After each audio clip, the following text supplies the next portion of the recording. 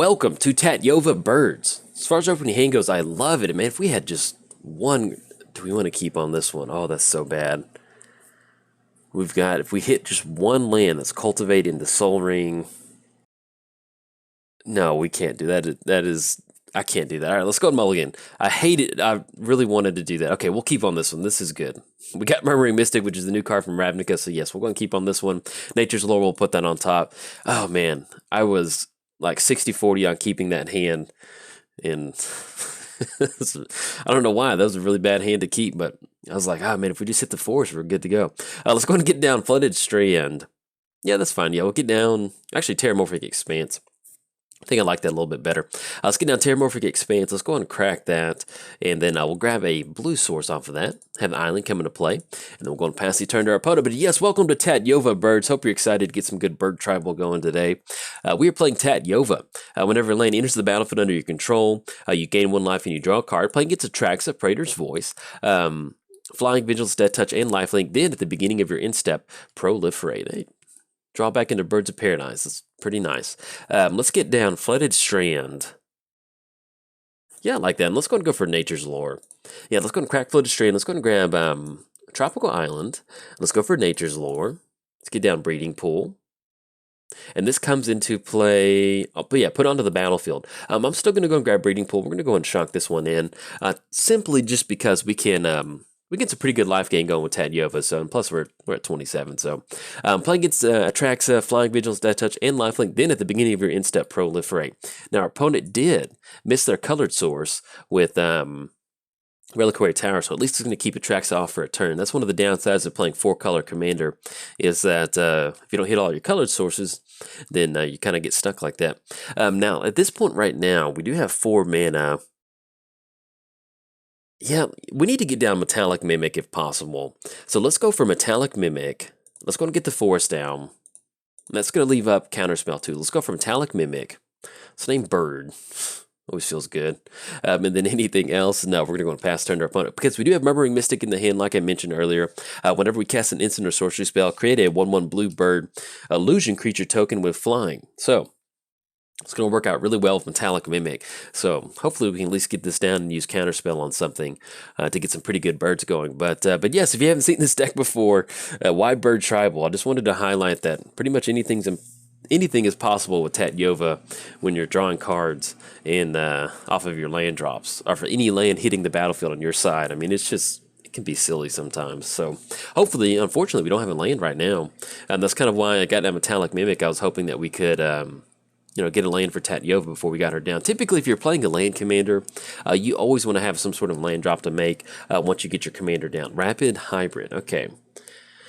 Yeah, I think at this point, we'll just do some setting up. Now, if we get down Murmuring, the only downside is that's going to cut us off of Counterspell, which I'm not super thrilled about.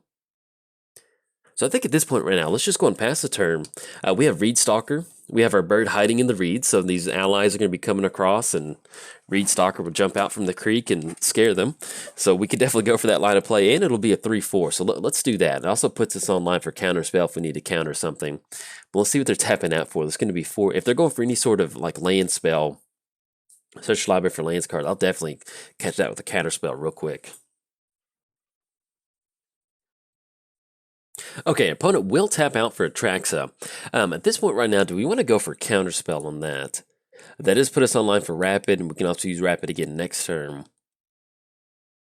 Yeah, let's do this. Let's go for Counterspell. We could flash in the Creek Bird, but I think at this point right now, I like at least kind of getting the commander attacks going on Atraxa. That way, once they recast it again, we can get down Rapid and then be in a good position to go from there. We got the Ally token swinging in for 2. That will knock us down to 23. And let's see if we get the lane drop. Oh, there we go. Island. Love it. Let's go and go for Tatyova. And that still puts us online for Rapid too, which is really nice. All right, let's go and get down Island. It'll allow us to gain life and draw a card. Draw into Sagehaven. Okay, then anything else, we're going to go and pass the turn to our opponent. So, hopefully we get down Murmuring Mystic. We can go for Rapid. That'll give us an additional bird. Got a couple different things. Now, one of the fun things about birds and Magic is that you got stuff like this. They manipulate the top part of their library for some reason. I don't know why that's what birds do, but that's what they do. Ooh, opponent's going to go for Clone. Let's see if they choose, yeah, I don't blame them. Gonna go for Tatyova. So that might warrant us going for this rapid spell. But with a lot of these birds, they manipulate the top part of their library. So whenever Sage enters, look at the top 4 cards of your library, put them back in any order. There's another one that's like Artificer's Assistant. Whenever an artifact enters the battlefield, we can scry away a land, scry away the top part of our library. So it's just interesting to me that birds within Magic, for some reason, just kind of peck at the top part of your library. All right, so we draw the Simic Signet, which unfortunately is not a land, which we're really hoping to get. We can still get that down. You know what? We definitely want to... Let's get down Sagehaven. Yeah, because we need to make sure that we can hit the land drop. Let's make sure that we're doing the best use of our mana, too. So it's going to be 1, 2... It's going to be 1, 2, 3, 4, 5. Yeah, we can still go and get down Simic Signet. Let's do that. Let's get down Simic Signet. Let's tap down the Signet. Let's go for Sagehaven. That way we can look at the top 4 cards. At this point right now, we're just looking for fetch land. Beautiful. Let's put Alphamilliar. Actually, if you want to sequence it a certain way, even Smokeweaver, Island. Red's not going to help us against Atraxa. Let's do this. Let's go for Smokeweaver, Island. Let's put Alphamilliar on top. That way when we make the land drop off of Misty, we'll draw into that. And then Misty is going to go on top. Yes, beautiful. And that still puts us, we can go for Rapid on, yeah, I think we want to go for Tatyova. Yeah, I think so. We need to take care of Tatyova. I don't want them to be able to cash in some more card draw. And then anything else, we're going to go and pass the turn to our opponent. So they do have a Frog Lizard on their side of the battlefield. But with Sagehaven entering the battlefield with an additional +1 counter from Metallic Mimic, we are sitting at a 2/4, so we can at least kind of stop that. But yeah, it's fun to get bird tribal. I've always been a huge fan of tribal. That was when I got into Magic. That was kind of basically what taught me, like, I guess, good Magic practices or deck building. Was just like, all right, run a lot of Kaya, Ghost Assassin. All right, so exile up to 1 target creature at the beginning of your next upkeep. So that's basically going to negate us on Tatyova, which is a major bummer. Okay, so we definitely need to start swinging in at Tatyova. Thankfully, we at least do have a 2/4 flyer. It's going to come in as a 6/6. Exile that and Tatyova. Oh, I was trying to figure out why she came in with an additional loyalty counter, and then I forgot it's Oath of Gideon. So yeah, with Oath of Gideon on the battlefield, she comes into the 6. So unfortunately, they will take care of Tatyova. That's going to basically cut us off for the turn.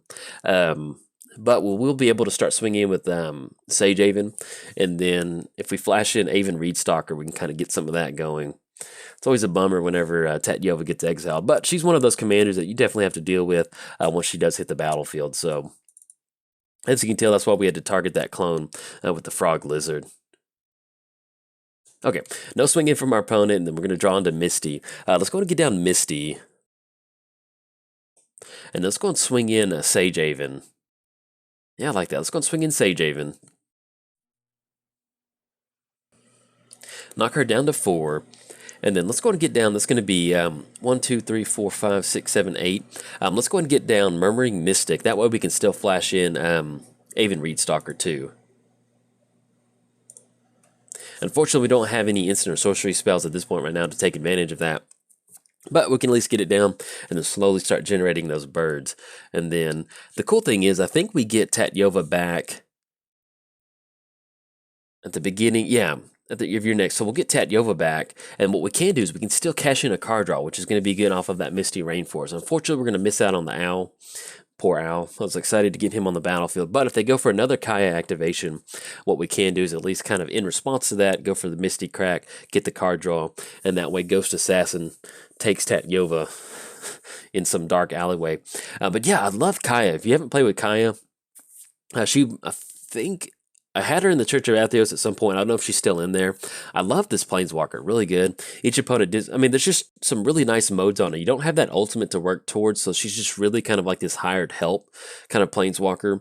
I use that -1.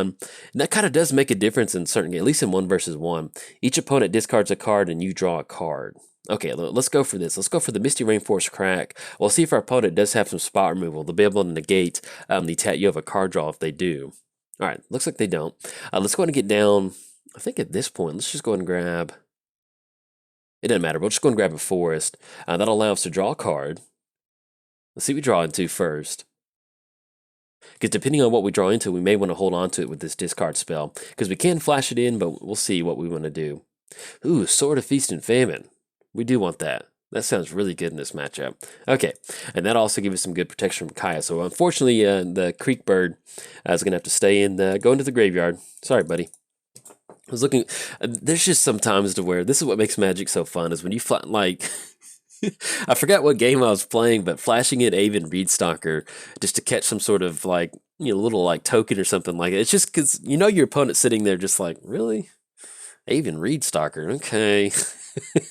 like they're just mad that you're playing that card, and that's some of the best Magic you can do.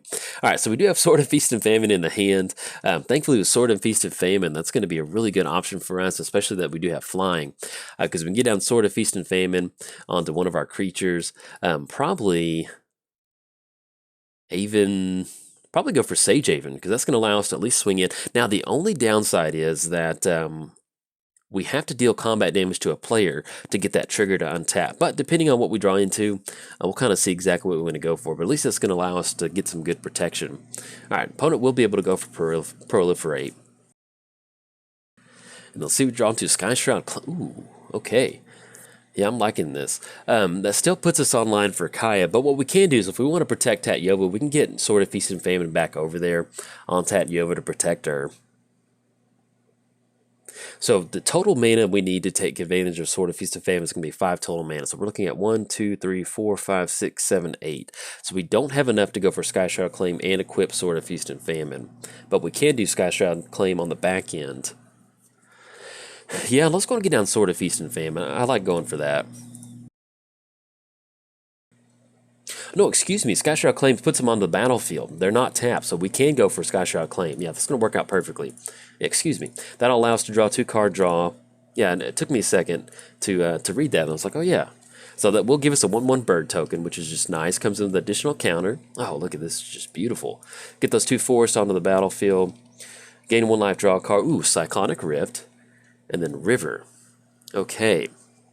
So let's do this. Let's go for Sword of Feast and Famine onto Sage Haven. Yeah, I like that, because that's going to allow us to untap our lands. And let's go and swing it at our opponent. All right, so we have a 4/6 Sage Haven swinging across the battlefield. That's going to knock them down to 26. And that's going to make them discard a card, and we get to untap all of our stuff. Okay, and then let's see. So that does put us online for Cyclonic Rift. That's going to be 1, 2, 3, 4, 5, 6, 7, 8, 9. Actually puts us just enough, so let's go ahead and get down Sword of Feast and Famine onto Tatyova. That way of protection from Kaya, and we can go for the Cyclonic Rift. Hopefully, that'll give us an additional, yeah, because 1, 2, 3, 4, 5, 6, 7, that'll be just enough for Cyclonic Rift. So let's just go and pass the turn to our opponent, and then see what they get going for the turn. But basically what we can do is we can get that Cyclonic Rift, we'll be able to send everything back to their hand. And then we could have done it during their upkeep, but that's going to allow them to re-get some stuff on the battlefield. Maybe we can build up a board state to where we can swing in, or we draw into something else to kind of get something going. But at least at this point, I want to hold on to Cyclonic Rift until we absolutely need to go for it. At least, if we have something like Coat of Arms or something in our hand, I would hold on to it. Corpse Jack Menace. If 1 more +1 counters we put on a creature, put twice. Okay. And our opponent's going to go for a Johnny. So it's going to enter the battle with an additional +1 counter on it. That's going to make it a 5. Look at the top 4 cards. Yeah, that's fine, because it's not going to have the ultimate at this point. Yeah, that'll put it... And we might actually end up going for Cyclonic Rift.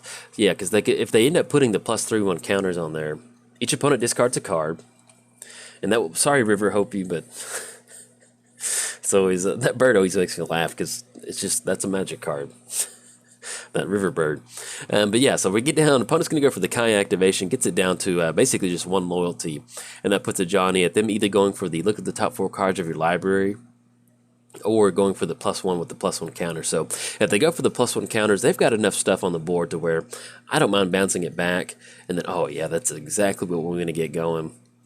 And then if they do decide to swing in, we'll just go ahead and go for the Cyclonic Rift, because there's not really much that they can do. So let's go ahead and cast it with Overload. Yeah, this oh, look at this tempo play. Love it. That also gives us an additional bird token too. So it's going to bounce everything back to the hand. That's going to put us on next turn as 1, 2, 3, 4, 5. And we get the additional on. Ooh, drawn to Brainstorm. Yeah, let's get some Brainstorm going. At this point, we're just looking for a something. Field of Ruin. Okay. Ooh, Explosive Vegetation. Yeah, let's put Field of Ruin on top. And then Sage Owl on top. Let's go for Explosive Vegetation. Give us another blue bird token. And let's go ahead and put Island, and then we'll grab... All right, Poto's going to scoop it up on this one. You can see the power of the birds is too much for Atraxa. The birds got her, but you can see it. Look how good Murmuring Mimic is in this deck. Technically, we weren't going to win, but look at all these bird tokens we've got going on. I mean... It was getting close to us winning. We're going to have a little bit more card draw going. Once we get those 2 birds going, that would have been Sage Owl and then something else. Well, actually, that was back on top. But anyway, so long story short, we get down Murmuring Mystic, get all these bird tokens on the battlefield. We're drawn to something like Coat of Arms that's going to allow us to win. But that's going to allow us to basically just put a lot of pressure on our opponent, especially with that Sword of Feast and Famine, getting that extra stuff going. That's just, Tatyova is just silly sometimes. It worked out beautifully with Metallic Mimic, and definitely a good match for opponent, good game. It's always fun playing against Atraxa, but you can beat him with Bird Tribal. That is such a good feeling. So, if you enjoyed the video, if you enjoyed the bird show today, like and subscribe. Thanks. Bye.